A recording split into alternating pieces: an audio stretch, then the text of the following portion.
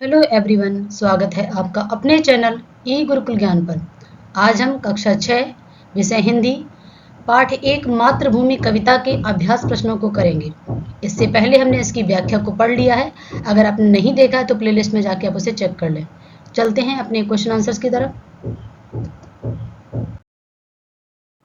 तो चलिए अपने प्रश्नों को देखते हैं पाठ से। आइए अब इस कविता पर विस्तार से चर्चा करेंगे। आगे दी गई गतिविधियां इस कार्य में आपकी सहायता करेंगी।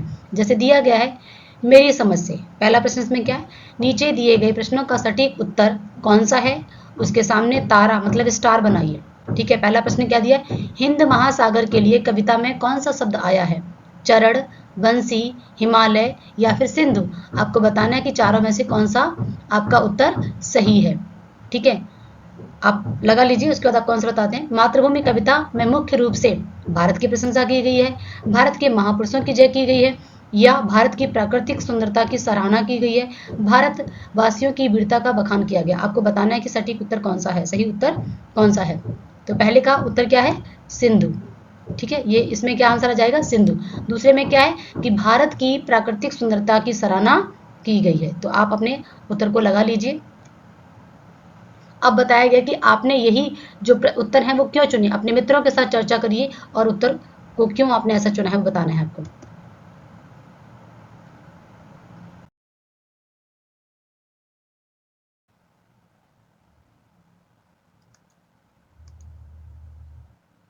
तो आपने इन्हीं उत्तरों को क्यों चुना है, चलिए जानते हैं। हिंद महासागर का प्राचीन नाम सिंधु महासागर था, जिसे प्राचीन भारतीयों ने अपनाया था। भारत के नाम पर इसे हिंद महासागर कहा जाने लगा।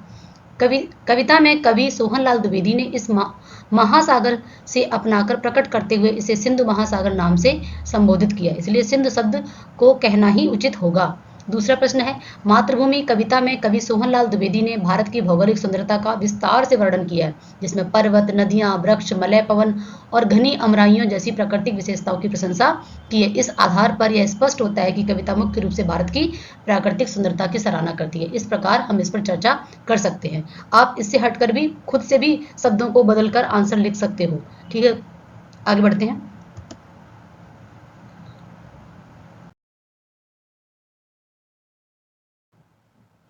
अगला प्रश्न देखेंगे, मिलकर मिलान करें। पाठ में से चुनकर कुछ शब्द नीचे दिए गए हैं, अपने समूह में से इन पर चर्चा कीजिए और इन्हें इनके सही अर्थों या संदर्भों से मिलाइए। इसके लिए आप शब्दकोश, इंटरनेट या अपने शिक्षकों की सहायता ले सकते हो। तो यहाँ पर आपको शब्द दिए गए हैं और उनके अर्थ दिए गए हैं। कविता में जैसे कि आपने पढ़ा है उसी आधार पर आपको इससे मिलान करना है, अर्थात मैच करना है। जैसे हिमालय दिया है, हिमालय क्या है, अगर आप ध्यान से देखेंगे तो हिमालय क्या है, हिमालय जो है भारत की उत्तरी सीमा पर फैली एक पर्वतमाला है। त्रिवेणी क्या है, भारत की तीन नदियों का संगम जो है त्रिवेणी कहलाता है। तो आप इसको क्या कैसे मैच करेंगे, आप भी मैच करने की कोशिश कीजिए। तीन नदियों की मिली हुई धारा। मलय पवन क्या है, दक्षिण पर्वत से चलने वाली सुगंधित हवा। फिर क्या दिया गया है, जैसे आप यहाँ पर देखेंगे, आप जरूरी नहीं है कि आप सिंगल एक लाइन से कीजिए, आपको जैसे समझ में आता है वैसे कर। जैसे मान लीजिए यहाँ पर दिया सीता क्या है, सीता क्या है, जनक की पुत्री। ठीक है, इसी प्रकार से समुद्र क्या है, ये आ गया। आपका बताया था भी कि सिंधु, पहले प्रश्न में डिस्कस किया था, बताया था कि समुद्र जो है एक नदी का नाम है। गंगा यमुना क्या है, भारत की प्रसिद्ध नदियां हैं। इसी प्रकार से रघुपति क्या है, रघुपति के बारे में बताइए आप कि रघुपति किसके लिए कहा गया है। ये रहा आपका आंसर नंबर 5। ठीक है, इसके बाद क्या, श्री कृष्ण क्या है, श्री कृष्ण कौन है, वसुदेव के पुत्र वासुदेव। ठीक है, अगला प्रश्न दिया है कि गीता, गीता क्या है, गीता बताइए इनमें से क्या है, एक प्रसिद्ध प्राचीन ग्रंथ। ठीक है, गौतम बुद्ध क्या है, गौतम बुद्ध के बारे में बताइए। तो गौतम बुद्ध क्या है, ये है भारत के एक प्रसिद्ध महापुरुष, बौद्ध धर्म के प्रवर्तक। इस तरीके से अब इसके आप सामने सामने आंसर भी देख लेंगे। देखिए आंसर इसके सामने वाले, आप इस तरीके से भी आप इस तरीके से भी इसको कर सकते हो। एक मैंने आपको मैच द फॉलोइंग करके आंसर बता दिया है, दूसरा आप उसके सामने सामने भी उसके उत्तर को लिख सकते हैं। अगला प्रश्न है पंक्तियों पर चर्चा। कविता में से चुनकर कुछ पंक्तियां नीचे दी गई हैं, इन्हें ध्यान से पढ़िए और इन पर विचार कीजिए। आपको इनका क्या अर्थ समझ में आया, अपने विचार कक्षा में अपने समूह के साथ साझा कीजिए और अपनी पुस्तिका में लिखिए। तो देखेंगे इसका अर्थ। वह युद्ध भूमि मेरी, वह बुद्ध भूमि मेरी, वह मातृभूमि मेरी, वह जन्मभूमि मेरी। अब आपको इनके अर्थ लिखने हैं।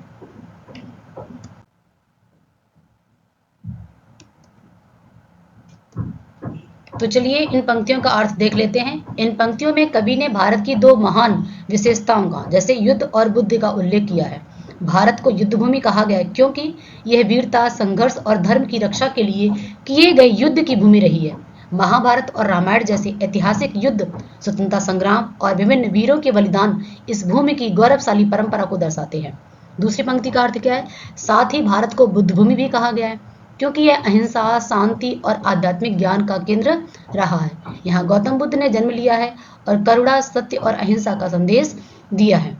इसी प्रकार से कवि क्या कहते हैं? कवि के अनुसार यही उनकी मातृभूमि और जन्मभूमि है, जिससे उनका गहरा लगाव और सम्मान जुड़ा हुआ है। अगला प्रश्न देखते हैं। सोच विचार के लिए। अब यहाँ पर क्या बताया? कविता को एक बार फिर से पढ़िए और निम्नलिखित के बारे में पता लगाकर अपनी लेखन पुस्तिका में लिखिए। जैसे कोयल कहाँ रहती है, तन मन कौन संवारती है, झरने कहाँ से झरते हैं, श्री कृष्ण ने क्या सुनाया था, गौतम ने किसका यश बढ़ाया था। तो चलिए इनके उत्तरों को देख लेते हैं। जैसे कोयल कहाँ रहती है? तो कोयल घनी अमराइयों, अमराइयों मतलब आम के बागों में रहती है। तन मन कौन संवारता है? मलय पवन, जो दक्षिण से चलने वाली सुगंधित पवन है। झरने कहाँ से झरते हैं? झरने पहाड़ियों से झरते हैं। श्री कृष्ण ने क्या सुनाया? श्री कृष्ण ने मधुर बांसुरी बजाकर गीता का पावन ज्ञान सुनाया है।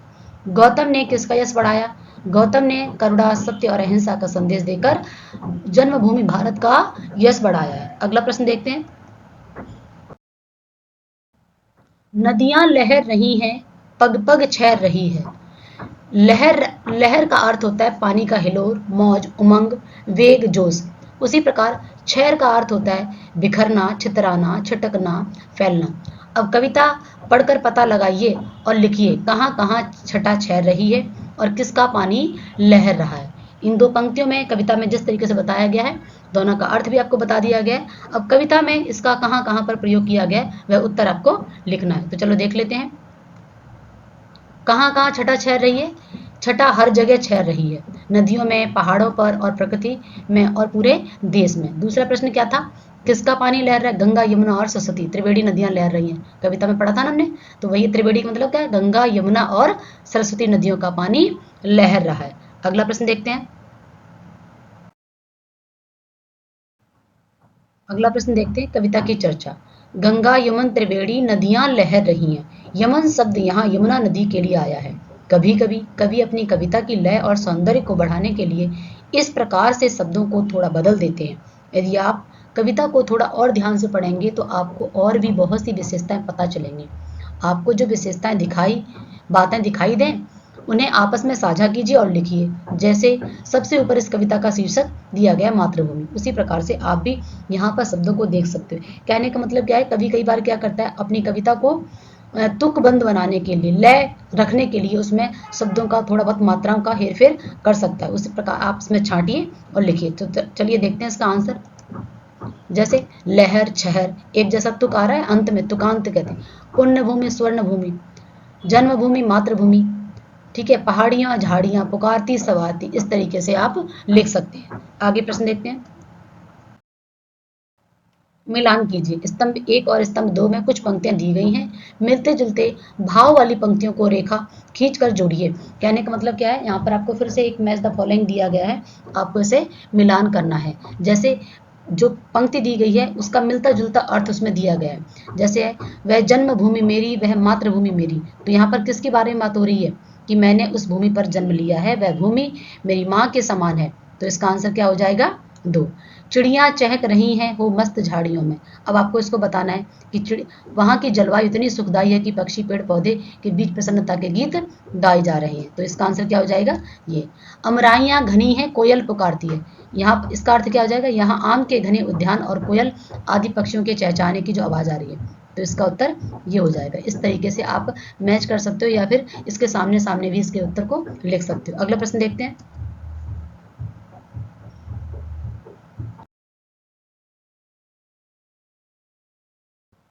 अनुमान या कल्पना, अर्थात आपको इमेजिन करना है। जैसे पहला प्रश्न दिया, अपने समूह में मिलकर चर्चा कीजिए। अमराइयाँ घनी हैं, कोयल पुकारती है।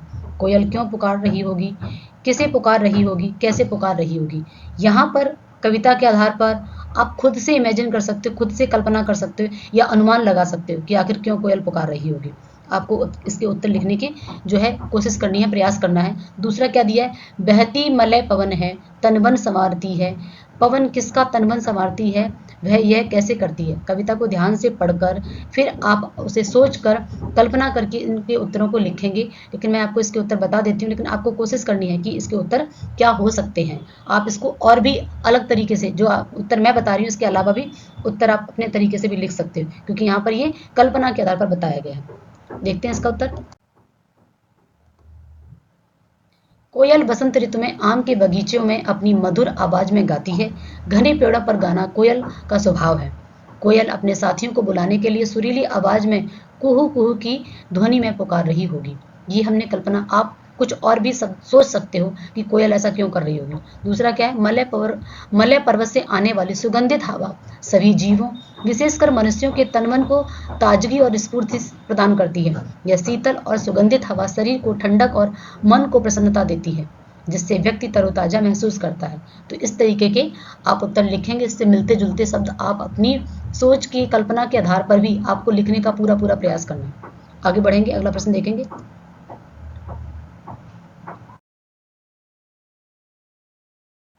शब्दों के रूप, नीचे शब्दों से जुड़ी कुछ गतिविधियां दी गई हैं। इन्हें करने के लिए आप शब्दकोश, अपने शिक्षकों और साथियों की सहायता भी ले सकते हो। नीचे दी गई पंक्तियों को पढ़िए। जगमग छटा निराली, पग पग छह रही है। इन पंक्ति में पग शब्द 2 बार आया है। इसका अर्थ है हर पग या हर कदम पर। शब्दों में ऐसे ही कुछ जोड़े नीचे दिए गए हैं जिनके अर्थ आपको लिखने हैं। जैसे आप देखेंगे, अगर व्याकरण की दृष्टि से इसे हम देखते हैं तो ये क्या होता है, एक एक ही शब्द जब रिपीट होता है, ठीक है, पुनरुक्ति शब्द, यानी कि एक शब्द बार बार उसी की उक्ति होती है। अलंकार में भी आता है, एक पुनरुक्ति प्रकाश अलंकार होता है, ठीक है। लेकिन यहाँ पर अलंकार नहीं है, यहाँ पर एक ही शब्द की रिपीटेशन हो रही है। एक ही शब्द बार 2 बार आ रहा है, लेकिन वो 2 बार आने का मतलब क्या है, घर घर। घर घर का मतलब क्या हो जाएगा, हर एक घर, प्रत्येक घर, बाल बाल, सांस सांस, देश देश, पर्वत पर्वत। तो ऊपर दिया हर घर प्रत्येक घर, तो आपको इनके उत्तर लिखने हैं। तो चलिए देखते हैं इसके उत्तर। जैसे हर घर का मतलब क्या है, हर घर या प्रत्येक घर। बाल बाल मुश्किल से, ठीक है। सांस सांस का मतलब क्या है, हर सांस में या फिर प्रत्येक सांस में। दूसरा क्या दिया है, देश देश, यानी कि प्रत्येक देश की बात कर रहे हैं। फिर क्या है, पर्वत पर्वत, हर पर्वत या फिर प्रत्येक पर्वत की बात कर रहे हैं, एक पर्वत से दूसरे पर्वत के लिए। अगला देखेंगे, वह युद्ध भूमि मेरी, वह बुद्ध भूमि मेरी। कविता में भूमि शब्द में अलग अलग शब्द जोड़कर नए नए शब्द बनाए गए हैं। आप भी कुछ शब्द बनाकर उनके अर्थ का पता लगाइए। जैसे यहाँ पर संकेत भी दे दिया गया है, ठीक है। तप, देव, भारत, जन्म, इनके साथ आपको क्या दिया है, भूमि शब्द जो है वो लगाना है। तप भूमि, देव भूमि, भारत भूमि, जन्म भूमि, ठीक है। इसी प्रकार से कर्म भूमि, कर्तव्य भूमि, मरुभूमि, मलय भूमि, इस तरीके से आपको नए शब्दों को हिंदी व्याकरण में आप जैसे उपसर्ग और प्रत्यय लगाकर भी क्या कर सकते हैं, शब्दों का निर्माण कर सकते हो, ठीक है। शब्दों को जोड़कर आप शब्दों का निर्माण कर सकते हो। संधि से शब्दों का निर्माण कर सकते हो और समास से शब्दों का निर्माण कर सकते हो। तो नए शब्द बन गए। ये भूमि एक शब्द है, इसमें आपने तप जोड़ दिया, देव जोड़ दिया, तो ये क्या है, शब्द युग्म है, जिनसे आपका एक नया शब्द बन रहा है, ठीक है। चलिए देख लेते हैं इसके अर्थ। तो यहाँ पर आप देख सकते हैं, तप भूमि का मतलब वह स्थान जहाँ पर तपस्या की जाती है। देवभूमि, देवताओं की भूमि। भारत भूमि, भारत देश की भूमि। जन्मभूमि, वह भूमि जहाँ पर किसी का जन्म हुआ। कर्म भूमि, वह स्थान जहाँ वह कार्य या कर्म किया जाता है। कर्तव्य भूमि, वह स्थान जहाँ कर्तव्यों का पालन किया जाता हो। मरुभूमि यानी रेगिस्तान। मलय भूमि, मलय पर्वत का क्षेत्र जो है, ठीक है। मल्ल भूमि यानी कि मल्ल योद्धाओं के लिए कहा जाता है, योद्धाओं, ठीक है। यज्ञ भूमि, वह स्थान जहाँ पर यज्ञ किया जाता है। रंग भूमि, जहाँ पर नाटक आदि प्रदर्शन किया जाता है। रंगमंच जिसे कह सकते हो। रणभूमि, युद्ध का मैदान है। और सिद्ध भूमि, वह स्थान जहाँ पर सिद्ध पुरुषों की साधना की हो। इस तरीके से हम इसके अर्थ और नए शब्दों का निर्माण कर सकते हैं। अगला प्रश्न देखते हैं। थोड़ा भिन्न थोड़ा समान, यानी कि कुछ तो समान है, कुछ अलग है। नीचे दी गई पंक्ति को पढ़िए। जग को दया सिखाई, जग को दिया दिखाया। थोड़ा मिलता जुलता है लेकिन अलग भी है। तो यहाँ पर दया और दिया, यानी कि यहाँ पर आगे दा पे कोई मात्रा नहीं है, ठीक है, लेकिन यहाँ पर दा पे छोटी की मात्रा लगा दी है, दया और दिया। लेकिन दोनों में बहुत बड़ा अंतर हो जाता है, देखने में बहुत थोड़ा सा है लेकिन इसका अंतर जो है बिल्कुल अलग अलग है। ऐसे ही अन्य शब्दों को मिलाकर आपको सूची बनानी है जो आपकी कविता में आए। चल देखते हैं। जैसे दिन और दीन, छोटी की मात्रा बड़ी की मात्रा। इसी प्रकार से मेला, मैला, मेला जहाँ पर कोई दुकानें वगैरह लगाई जाती है, मैला मतलब गंदा। अन्न और अन्य, अन्न मतलब अनाज और अन्य मतलब दूसरा।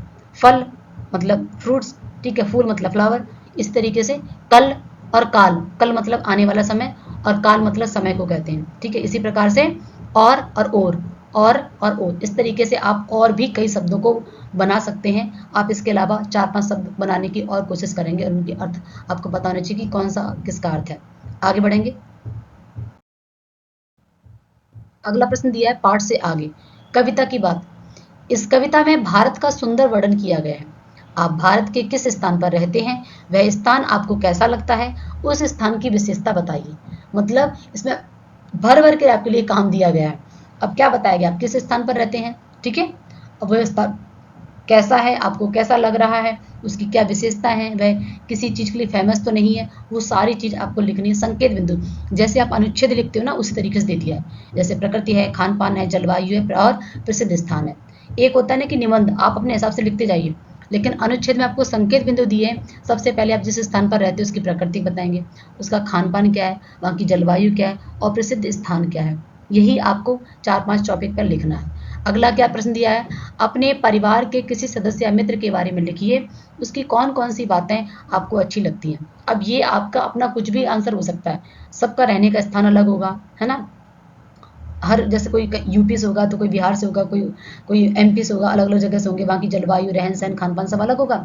इसी प्रकार से परिवार में सदस्य हो सकता है आप अपनी माता के बारे में लिखें, पिता के बारे में लिखें, भाई के बारे में लिखें, बहन के बारे में, किसी के बारे में, परिवार के किसी मित्र के बारे में भी लिख सकते हो। तो यहाँ पर आपको अपने हिसाब से आंसर लिखना है कि आपको किसकी बातें अच्छी लगती है परिवार में। उसी प्रकार से आपके रहने का स्थान कौन सा है। उदाहरण के तौर पर एक एग्जाम्पल हम आपके लिए ले सकते हैं।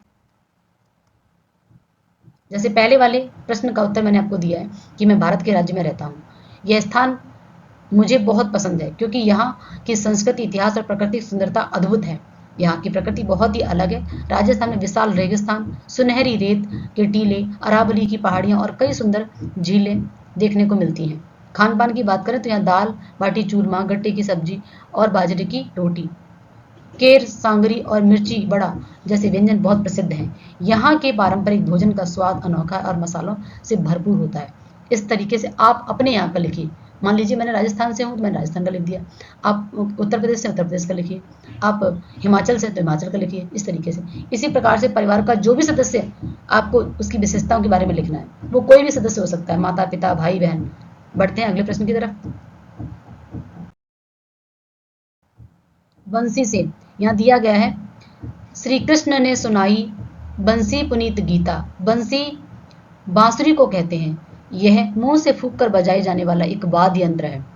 इसे अगर हम एक शब्द में कहें तो शिशिर वाद्य यंत्र कहलाते हैं। नीचे फूंक कर बजाए जाने वाले कुछ वाद्य यंत्रों के चित्र दिए गए हैं जिनके नाम शब्द जाल से खोजिए। जैसे आप पजल सॉल्व करते हैं वैसे ही आपको यहाँ पर इसको चेक करना। जैसे क्या है, ये दिया गया है, ठीक है, ये क्या है, एक प्रकार का आपको पजल बनानी इस तरीके से, ठीक है। यहाँ पर आप देखेंगे क्या दिया है, बांसुरी, ठीक है। तो आपको इस तरीके से आपको नए नए शब्दों को बनाना है। चलिए देखते हैं।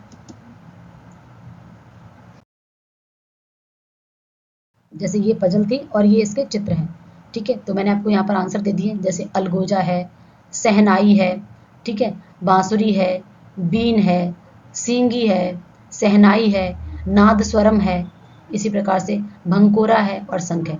तो चित्रों से अगर आपको नहीं पता है तो चित्रों से पहचानने की कोशिश करेंगे कि अच्छा ये नाद स्वरम कहलाता है, ये भंकोरा कहलाता है, ये सींगी कहलाता है, ठीक है। बांसुरी तो ऑलमोस्ट सबको पता होगी, ठीक है। इसी प्रकार से सहनाई भी सब लोग जानते हैं, ठीक है।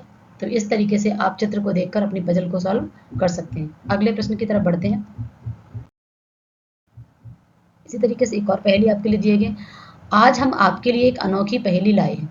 नीचे कुछ अक्षर दिए गए हैं, आप इन्हें मिलाकर कोई सार्थक शब्द बनाइए।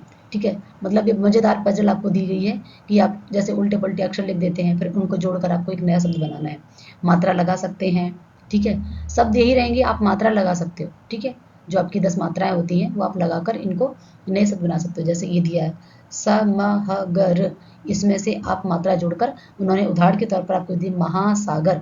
ठीक है, इसी प्रकार से म ह म ल या इस तरीके से, तो आप इसमें मात्रा लगाकर, ये मैंने आपको उत्तर यहाँ पर दे दिए हैं। तो इस तरीके से आप नए शब्द ये दिए गए हैं, आप भी अपने क्लास में छात्रों के साथ मिलकर 2-4 शब्दों को देकर उनसे नए शब्द बनवा सकते हैं और आप खुद भी बना सकते हो। इस तरीके से आप खेल भी सकते हो। Thank you.